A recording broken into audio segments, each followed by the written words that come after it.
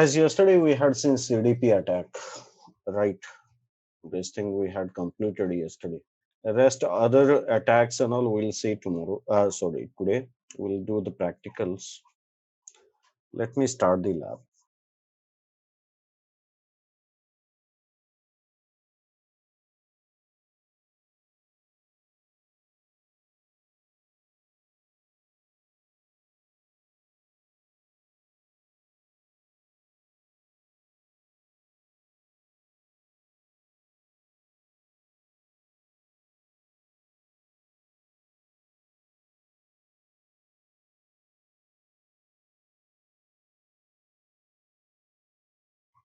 I'll start the same topology that we had used before.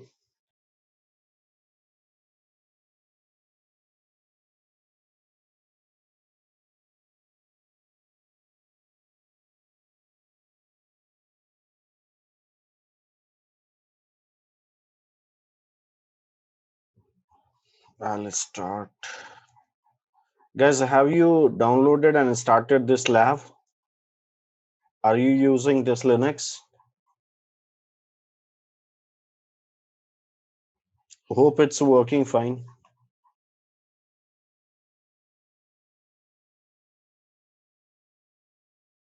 Okay.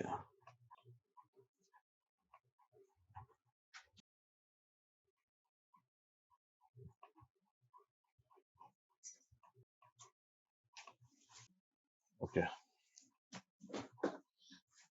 But anyhow, you made it work, right? That's important. Good. Let's see what IP we have received right now on Kali Linux. It's the same IP that we had received yesterday. On a switch, we had configured one IP yesterday. It's there. And router also. Let's see. I guess here I didn't say, it's there.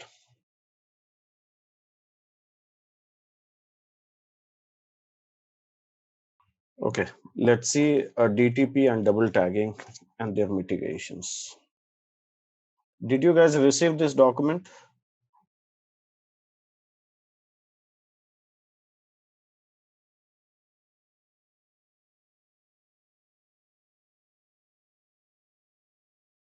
Guys, did you find this document? I had uploaded on the Google Drive.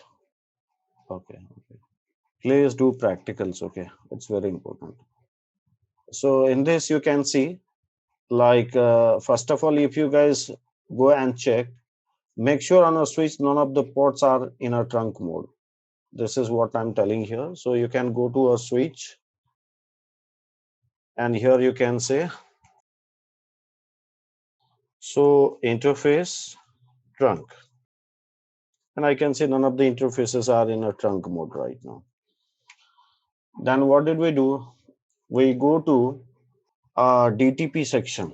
You can see we have multiple types of, sections, tabs over here, through which we can use multiple types of, the attacks. These are the all protocols that I can use to perform the attack. So we are going with the DTP.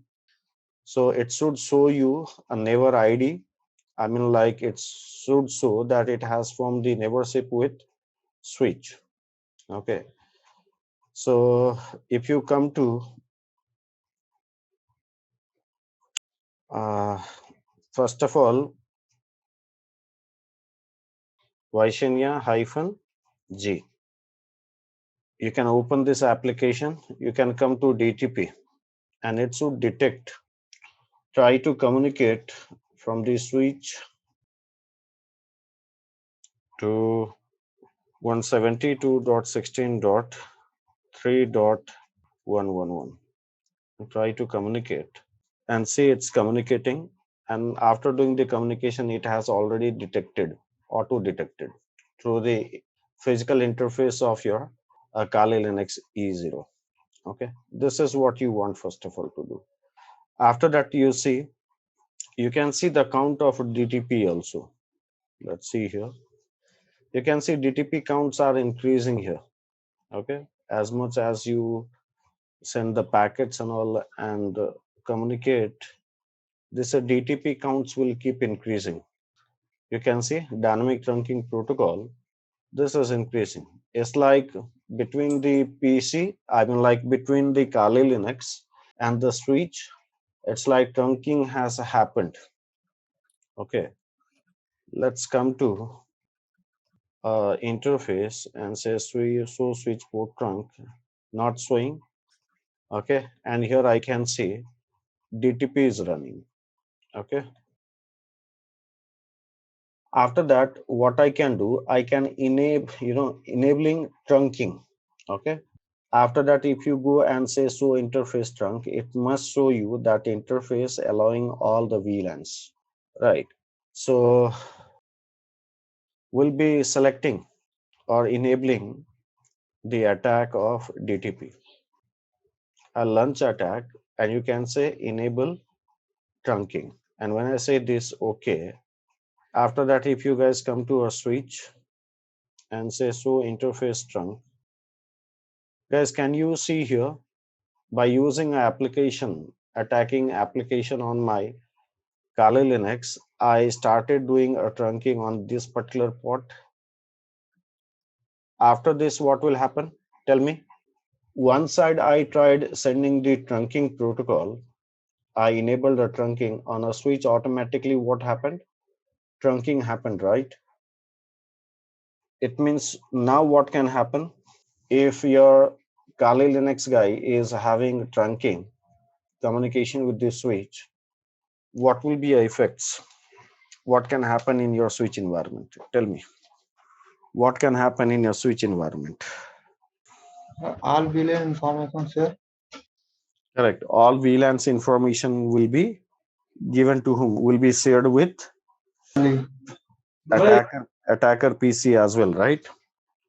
So right now we saw with the Kali Linux we performed a DTP attack, right? With the DTP attack, I can see I'm able to form a trunking between these two hosts. Between the Kali Linux, since this is not a Cisco device, right? And it's not any type of router, or I'm like, it's not a kind of a switch also, but still, I have connected with the Kali Linux on the PC. I'm running some attacking tools. By using that tool, I made this interface as a trunk, and I can see on the switch port where DTP was running by default, it automatically turned on into a trunking. So on a switch, I can see now that one interface has configured as a trunk now. 802.1 encapsulation has been enabled with the native VLAN.1. So in this way, attacker can get all the informations of all the VLANs running on your switch. This is called switch spoofing. All the informations I have gathered, this is called switch spoofing. The entire switch information will be with the attacker as well. Guys, did you understand this part?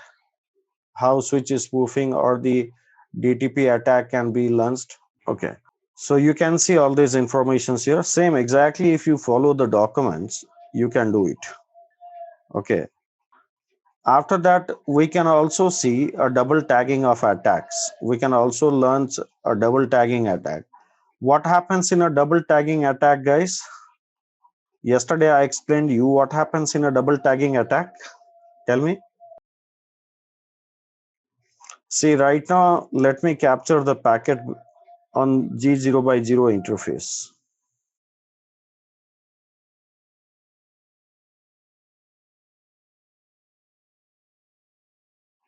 And you can see, like I can ping. You can see DTP informations, dynamic trunking protocol information. All these things are running currently between the switch and the Linux machine. Okay. Now, what we'll do, we'll do another attack. See, DTP attack has been done.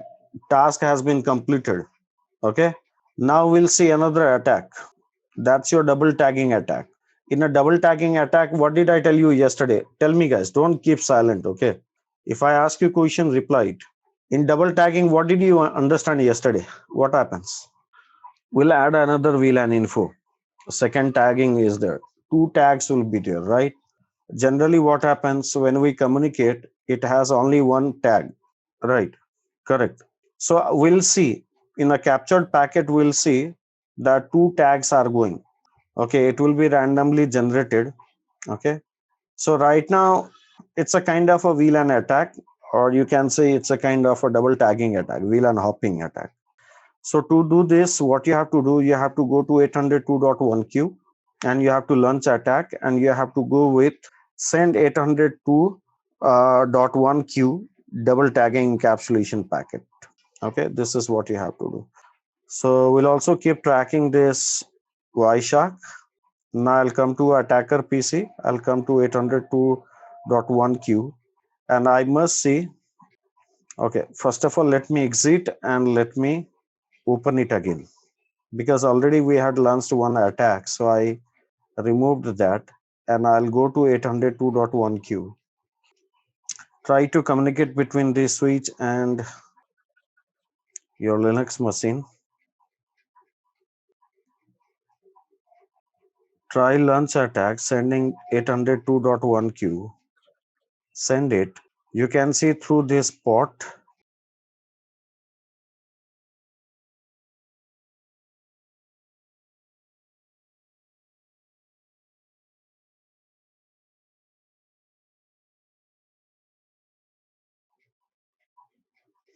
You must see this type of two tags going on. Okay. Actually, we launched the attack before switch was detected here. Okay, so I'll go here. I'll go with the double tagging and I'll say okay, and I'll come here and check.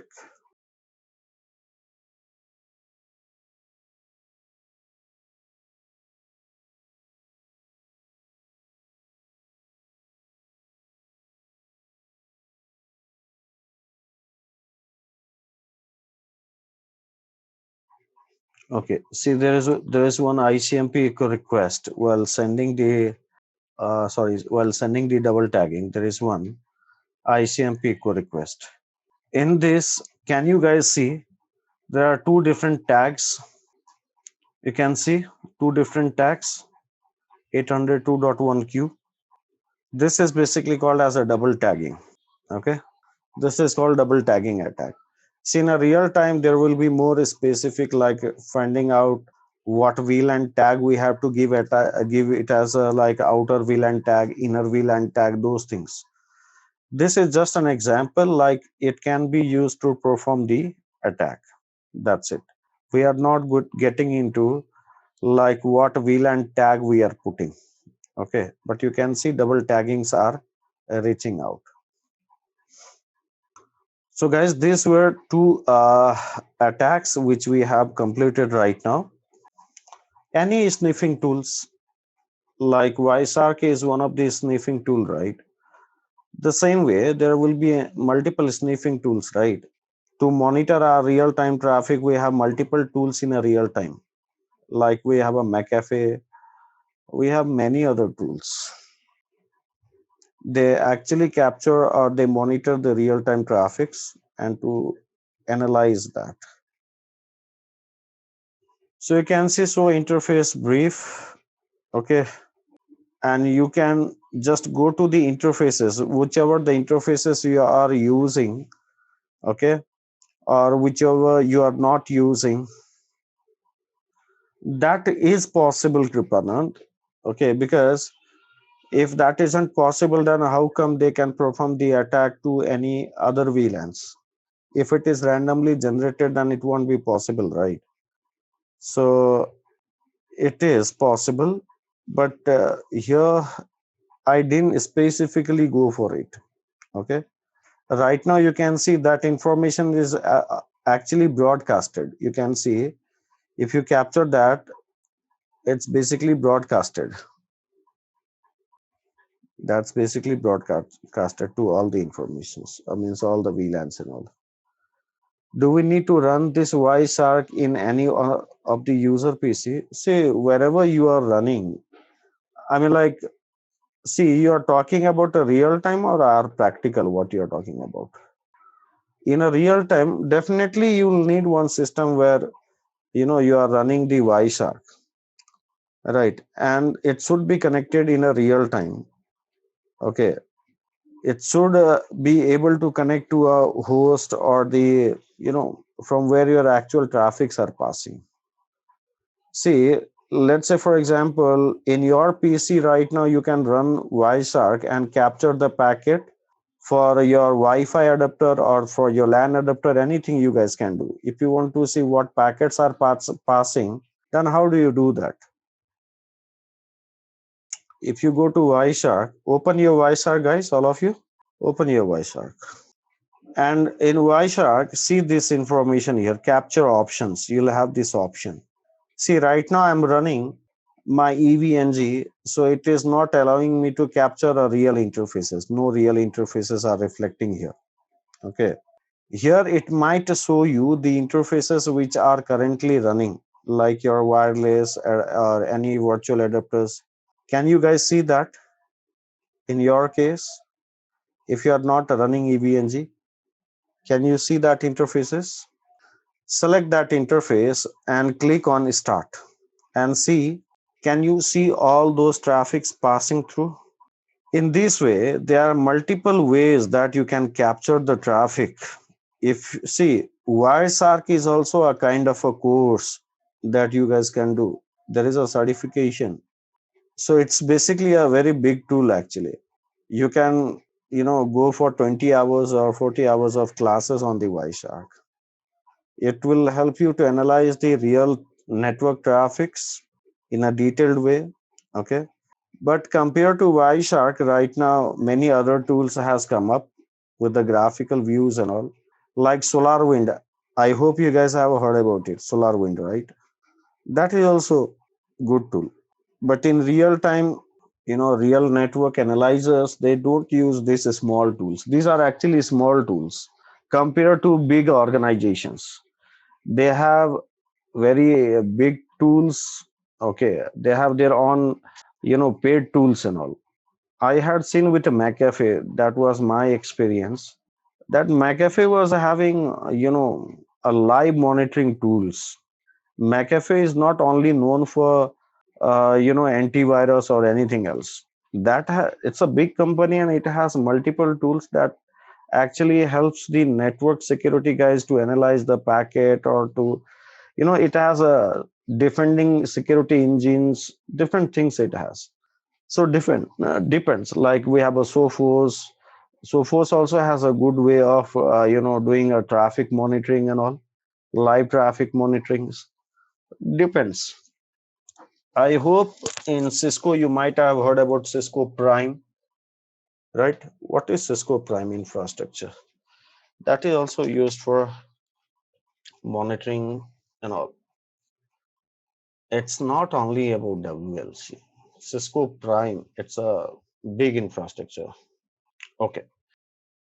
So to avoid the double tagging or default running DTPs at the interfaces, what you should do, any unused ports that you see, that should be kept in the access mode. Okay. Make sure, like if I go to the configure terminal interface G0 by 0 where my Linux machine is connected, if I say switch port host, what does this host command do? It makes your port to a access mode, spanning tree is enabled and port channel is disabled. Or a simple, you can give one command, switch port mode access. Most important command. So your DTP is gone, right? And double tagging will not be there. If you try to perform now a DTP attack, it won't be.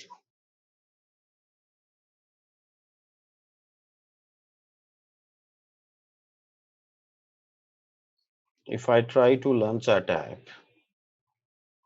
enable trunking. Let's see now, is it working? Can you guys see now? the other side on the switch, it's not trunking. So I hope it's clear to you. Attack and mitigations. And any unused port or the interfaces, you can shut it down. Okay, this was the use of your Kali Linux. The use of Kali Linux, more you guys can see in ethical hacking class. There are also live attacks, like how can you hack a real servers? How can you give a command? How can you shut down the remote servers? Many things. No worries. See, there are many things which can be bypassed. Okay. Even your firewall can't do anything. There are many type of tools and the commands that can be used. Like in a real time, let's say, for example, you have a firewall. Uh, for example,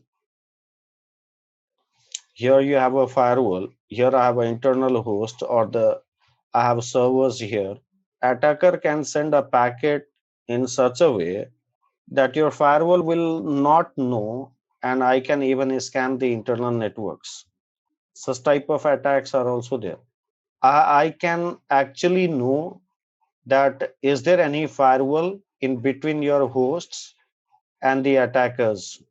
Okay, I can send the packet here, like when TCP connection happens, when we send, when the three ways handshake happens, right? Since SYNAC and ACK happens, then three ways handshake is done. What if I don't send a SYN packet? And without sending the SYN packet, I'll try to find out, like, are there any ports open or not?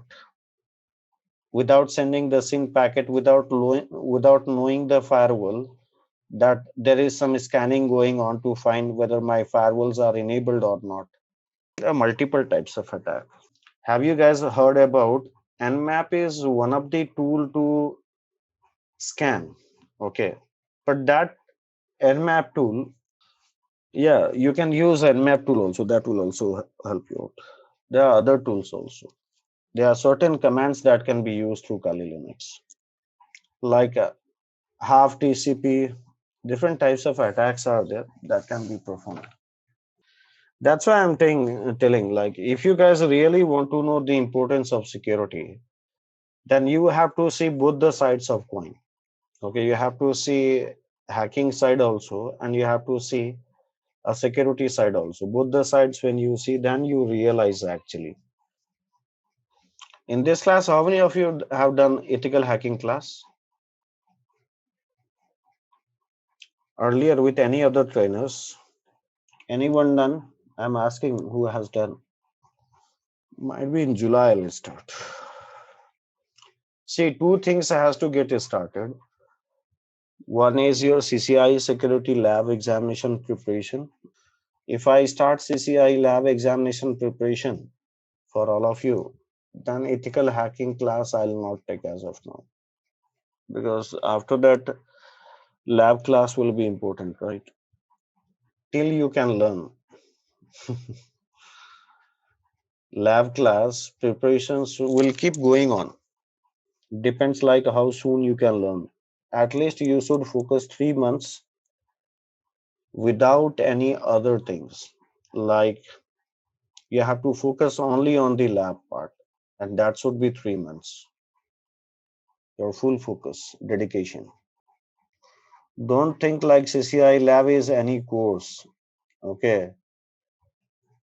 I'll start now. If I'm starting means I'll start a real lab solution, questions, everything, because I have got it. Okay. I'm just waiting for correct time. Okay. Because right now in Bangalore lab hasn't opened, right? So if lab hasn't opened, students won't be going for lab examination, and it won't be worth starting right now. Meanwhile, you guys are attending classes also, right? Be aware of these things. Okay, here we have another topic. Guys, do you know about PVLANs? What's a private VLAN?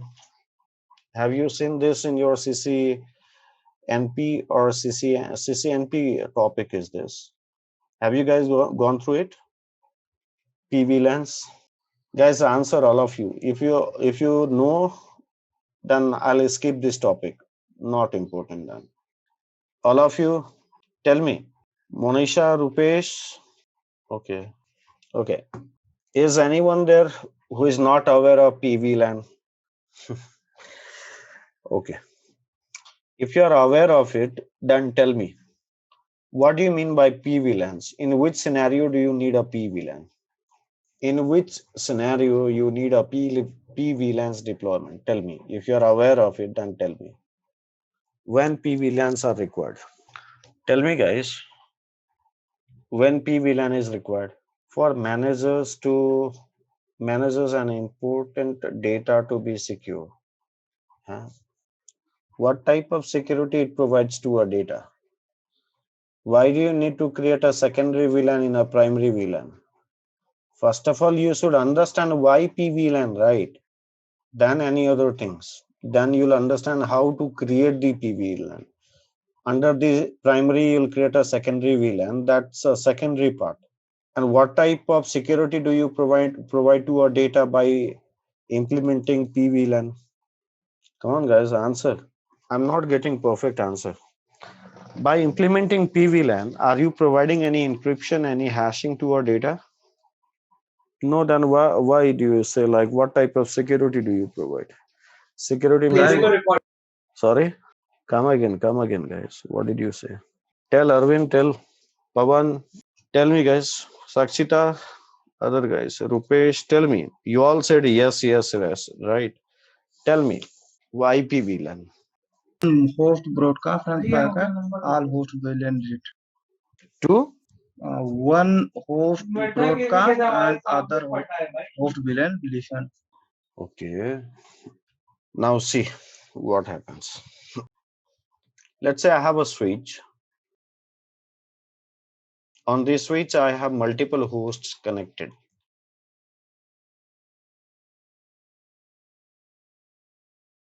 Okay.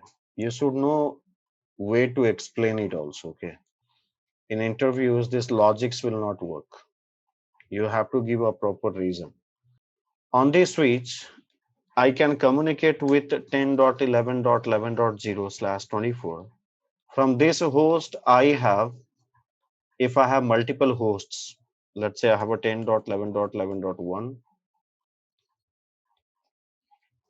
I have dot 2, I have dot 3, I have a dot 4. Okay, one question I'm asking you guys, correct me if I'm wrong. Okay, I'm not saying I'm correct. Correct me if I'm wrong. I have one more host connected here, and its IP address is 172.16.10.3. So with this switch, I will be able to communicate between these two different subnets, correct? I must be able to connect. Now I'm talking about L2 device. It's not L3 device, it's a L2 device. It's a L2 switch. Okay, it's a L2 switch, and I will be able to communicate between these two subnets, right? Ravi, possible, right? Yeah, tell me how. How would you make possible to communicate between two broadcast domains? Which will not look layer 3 information. It will not look a layer 3 information. Okay. Then how will they communicate? If they don't look into a layer 3 information, By see, MAC switch can, address, switch can allow layer 2 to layer 7 information, right? But still, switch is a layer 2 device. So it's not about allowing or not allowing, right? I'm asking, can these two subnets communicate with each other? Tell me, other guys, can you answer this? Only one, two guys are responding. How about others? Sunil, Vasant, Siva, Santosh, respond, guys. At least you should be aware of these basics also, right? How come you guys can clear interview? I don't know. If they'll give you such real scenarios, how will you guys crack the interviews? Out of 100, I'll give you guys 0. Okay, the way you guys are responding, the way you guys are answering, or you're quiet, seems like you don't know anything. See, you should not hesitate to give a wrong answer also.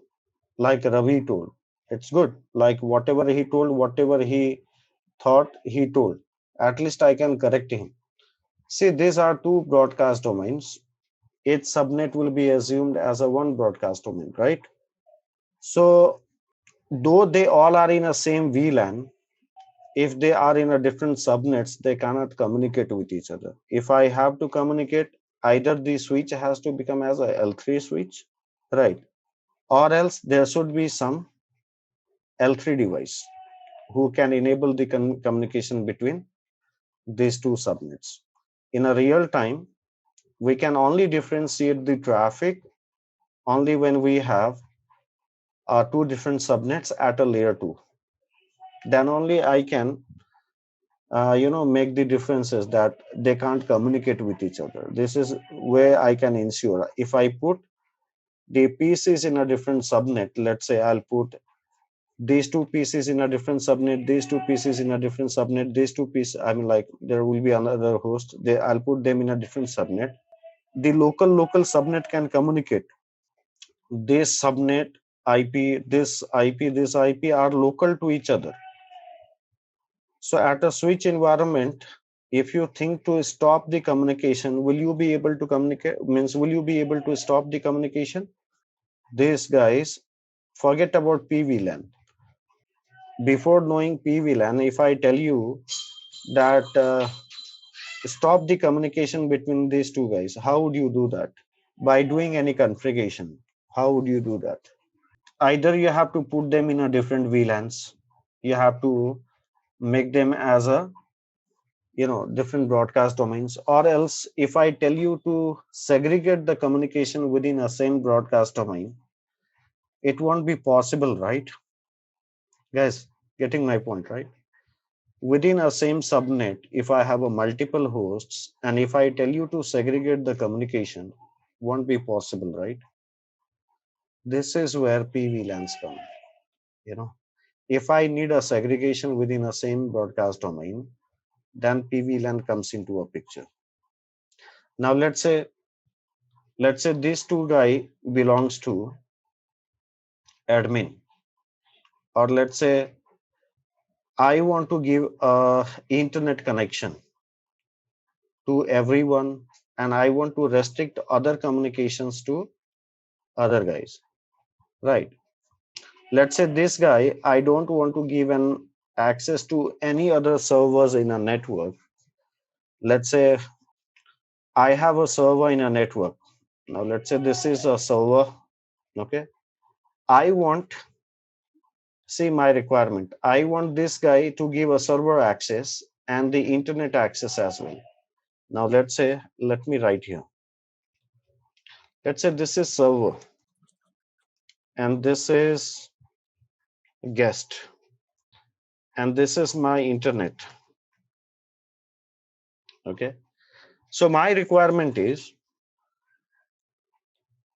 they all are in a same subnet. First thing, they all are in a same subnet. I want this guy, I want this guy, client guy, to give access to a server, and also I want server and this guy to get a internet access. Basically, internet access should be given to guest also, to server also, and to a client also. To everyone, internet access should be given. Okay, but I don't want this guest guy to get an access to a server. Okay, but I want this internal guy to get an access to a server. And remember, they all are in a same subnet, in a local subnet. Can you guys segregate a communication? See the requirements. If you think about, I'll put internet in a different VLAN, or if I'll put internet and all of them in a same VLAN, then they all will communicate with each other, right? Then your internet requirement is fulfilled. Putting all the guys in a same VLAN, internet requirement is fulfilled. But if I put these two guys in a one VLAN and this internet in a one VLAN, then this guy can't get an internet access, right? Just think in a practical way. If you segregate the VLANs, then what will happen? Yes, communication will stop, communication will not happen, but even you'll not get the internet access also, right? Guys, are you getting my point, what I'm saying? So segregating the VLANs is not a solution. Okay. So when it's a condition like you have to do a segregation within a same broadcast domain, then it's difficult to manage the connectivity and all. Okay. Now this is the place where exactly the PVLAN comes into a picture. Okay. If you want to understand the private VLAN, then you have to understand the concept behind it. Within a same broadcast domain, if I want to do a segregation, PVLAN provides layer 2 isolation between ports within the same broadcast domain. This is the main point. There are three types of PVLAN ports. So I can configure the ports in a three different types of PVLANs, private VLANs. There are three different types of roles you can say, or the port roles you can say. Promiscuous, isolated, community. These are the three types. Now, as I told you, what I'll do on a switch port, I'll make this port where let's say this is G0 by 0, this is G0 by 1, G0 by 2, G0 by 3, right? Let's say, for example, this G0 by 0, I have made it as a promiscuous port, okay? And I made this G0 by 3 as an isolated port, made a community like these two, server, community port, and this client also as a community port. Okay, these interfaces I'll configure in the respective port types. Now understand what will happen. Promiscuous port can talk with all other ports. All other ports means promiscuous can talk with community ports, and it also can talk with isolated ports. So my requirement providing the internet access to all the users, isn't it fulfilled? Guys, answer. My requirement for providing the internet access to all the guys in a network, isn't it fulfilled? I kept my internet with the promiscuous port can talk to community also, and it can talk to isolated also. So what does a promiscuous means? Promiscuous port means a promiscuous port can communicate all interfaces, including the isolated and community within a private VLAN. So I'll configure something called as a promiscuous, and I'll make community and isolated, with the part of promiscuous. It means promiscuous can talk with community also and isolated also. My internet connectivity is done. After that, in a PVLAN, isolated ports can talk only with promiscuous port. They can talk with community. Community can talk with other member part of a same community and promiscuous port. It means isolated port can talk only with promiscuous port. Now internet access is done. Isolated cannot talk with community. So the requirement which was that guests should not get an access to server or clients, that is fulfilled. Isolated can talk with community, and I wanted this client to talk with server. So we put this client and server in a community port. So community can talk with each other, same community, and community can also talk with promiscuous. So internet access also done. Guys, did you understand the use and the advantage of the PVLAN in a real implementation. Okay. Take time. Okay. Today I'm not going to do configuration. Take time. Do some research on PVLAN. Tomorrow we'll be doing practical. Since these 2 days, I'm little unwell. Okay. I'm feeling like, like restless. So at least I'm taking 1 hour class so that we can at least not drop the class also. Okay. Okay, do research on PVLAN. Tomorrow we'll do the practical of PVLAN. We'll see. Tomorrow means tomorrow is Friday. Okay, I'll see you guys on Friday then. Sorry, I'll see you on Monday directly. Okay. See you guys. Take care.